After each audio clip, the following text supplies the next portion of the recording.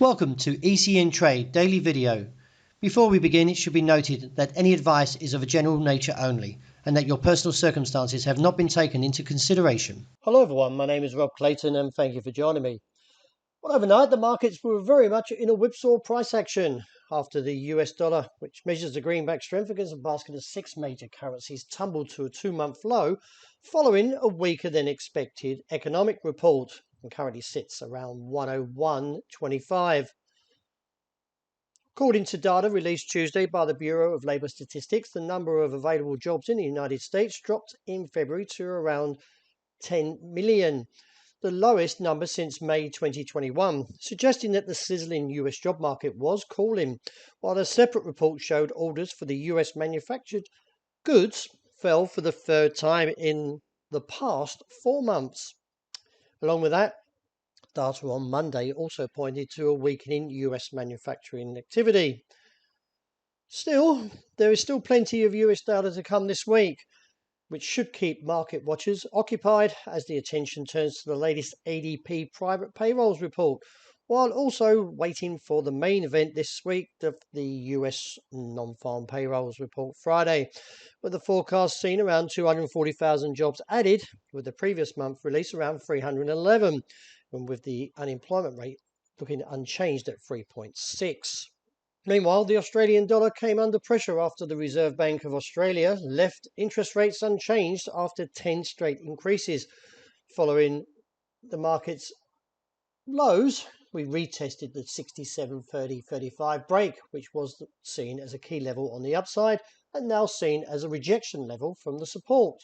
In light of the pattern, we should not rule out, that is, a move possibly to the top side of this range somewhere around 67.90, and therefore maybe even a little bit higher to where the 60-day moving average is around 68.30 to around 45. Technicals are still remaining somewhat bullish, with the ADX holding to a positive trend, the RSI rejecting off that midway point, and the MACD marrying up with the RSI, which keeps the view to the upside. Nevertheless, the market may find a little bit of pressure or tension around that top side above 68 cents, and maybe even see a little bit of profit taking. Looking at the euro, the market is heading higher. As we can see now, the clearing the level of 109.35.45 has opened up the doors to 109.90 to around 110.50.55, where this recent rejection area was back in January. With the dollar weakening overnight, all eyes on that key level around 101. A break there would give some concern that the fact that the market is broken down further and looking down to about 98. This would easily put the upside trek for the euro to continue, especially after the 2 rejections of the midway point, and a somewhat bullish trend from the ADX is helping this current rise. A little weaker into the dollar yen story as the market falls further away from the 134.50.80 level and now posting its 5th bearish day. In light of the pattern, we are breaking down to a somewhat bearish case and therefore looking towards the support region of 131.30, which is close at bay. A break there would give further scope towards 129.80, which is a key level where we saw the last 2 challenges post a hammer and a dragonfly doji. So all eyes will be seen to a possible rebound and therefore look back towards the top side of the range, seen around 133 to 134. Looking at sterling, the market posted a 10-month high and now currently trades at 125 after clearing 124.20.30. I would say that the recent strength has still got a little bit more legs to the upside and look towards the region of 126.5 from looking at the weeklies and reassess from there. But we are getting somewhat overbought when we look at the weeklies, as long with the also dailies, and therefore could see a little bit of profit taking with the support now seen around 124.10. A very strong night for gold after it breaks above that key level of 2000 and rallies on to 2022 currently.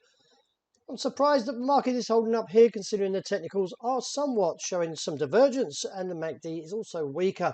But the lack of supply returning has given us a further test to the upside and anywhere now up towards 2070.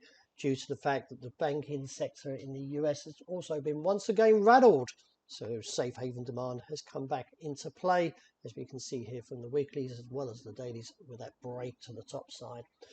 I would personally probably sit out at these levels now and wait for better opportunities given by the technicals, but with the market in the last 2 days showing strength, could continue. Wrapping up with oil, well, the oil still seems to be sitting around this top side level around $81 a barrel, but it hasn't broken any higher, and that is to support a bullish case. Therefore, looking at 82.40.90, if it continues to cap, we'll eventually see a pullback in oil and possibly fill this gap back to 75.80. Well, that's a wrap for the morning. Thank you very much for joining me. And as always, look out for the intraday report, and I hope you enjoy the great start to the day.